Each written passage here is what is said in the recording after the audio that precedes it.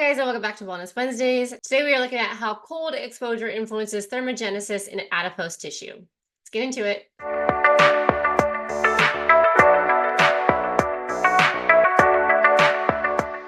As always, thank you so much to my research team for putting this together, and let's discuss it. Before we dive into the studies, let's quickly recap what the thermogenesis of adipose tissue are.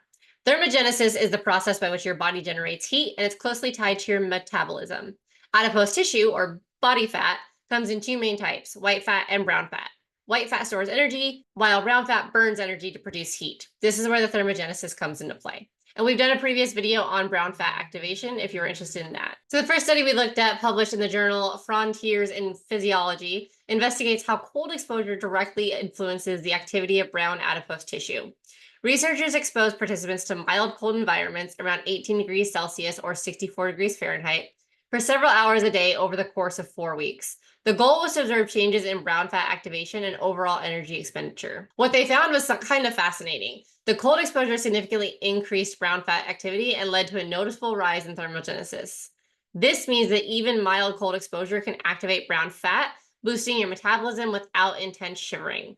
The study also showed that participants had an increase in calorie burning, indicating that cold exposure can be a useful tool for weight management, which again, we've talked about before. But what I found really, really fascinating is prior to this, we were always led to believe that 50 degrees is where you saw metabolic effect. And what this is saying is even in the 60 to 70 degree range, you're still going to see some kind of metabolic effect. So in simple terms, spending a little bit of time in a cooler environment can help you tremendously to burn more calories by activating your brown fat. This also means for everybody who's terrified to get into 35, 36 degree water, this is really good news because you can still do cold therapy without getting that overwhelming, this is really gonna suck experience. Now, for some people, we really like that because that's where the mental and emotional growth comes into play. But I think it's interesting to see that it really doesn't take that much cold to get those effects. And so when we say a little bit of cold exposure is better than no cold exposure, we have the science to back it up. The second study we looked at was about non-shivering thermogenesis in cold acclimatized humans. This study, published in Nature Communications, focuses on non-shivering thermogenesis, a process where the body generates heat without shivering, which we talked about in the previous one, primarily through brown adipose fat. Researchers conducted experiments where participants were gradually exposed to colder temperatures over several days to see how their bodies would adapt. The study revealed that as the body acclimatized to the cold, there was a significant increase in non-shivering thermogenesis. This was directly linked to increased brown fat activity.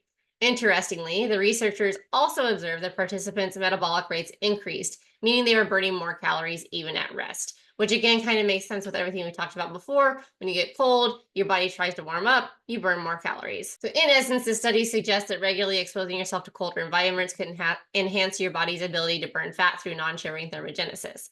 It's likely giving your metabolism a little bit of extra boost. So the really fascinating part about this one as well is that we were always told, or at least I've always been told, that you have to allow the shiver effect to get that brown fat activation. And what this is saying is you really don't. Cold exposure, even if you're not shivering, will allow for brown fat activation. Now, this is super good news for anybody who absolutely abhors shivering, because I am one of those people.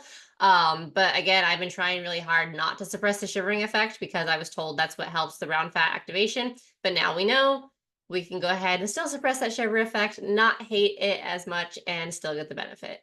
And the last study we looked at was cold-induced browning and improved thermogenesis in white adipose tissue. This study, published in the International Journal of Molecular Sciences, explores a phenomenon known as the browning of white fat.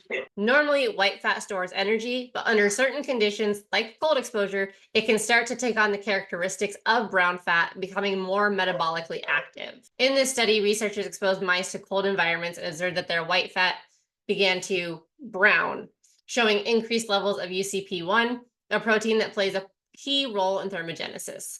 This browning process enhanced thermogenic activity in the mice, leading to a higher rate of calorie burning and improved metabolic health. So what does this mean for us? Well, while more research is needed in humans, this study suggests that cold water exposure could potentially transform some of your white fat into a more metabolically active form, similar to brown fat.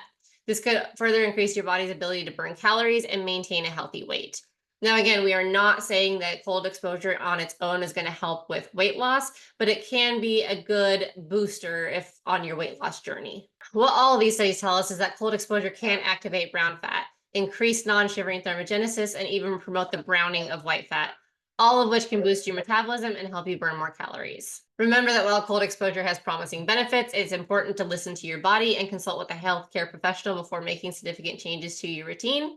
And of course, take it one step at a time. And on the subject of listening to your body, I need to, of course, tell you about Ice Wellness Journal.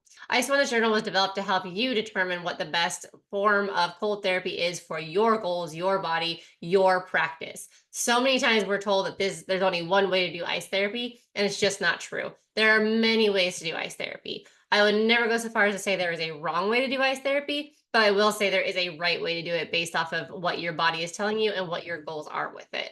Our journal is designed to help you figure out exactly what works best for you and figure out how to read those signals that your body is sending. Our monthly membership takes it a little bit further. We give you mantras to help you really center yourself. We give you post-plunge workouts to help get some activity in and start boosting those muscle gains, as well as the metabolic gains that come from ice therapy. And then, of course, we send out newsletters and info shares to make sure that you are up to date on the newest research and that you are getting the most out of the cold therapy. So thank you guys so much for watching. If you found this video helpful, don't forget to give it a thumbs up, share it with your friends, and subscribe to the channel if you're not already for more science-backed videos. And if you have any questions or want to share your own experiences with cold exposure, drop a comment below. I'd absolutely love to hear from you. And we'll see you in the next video.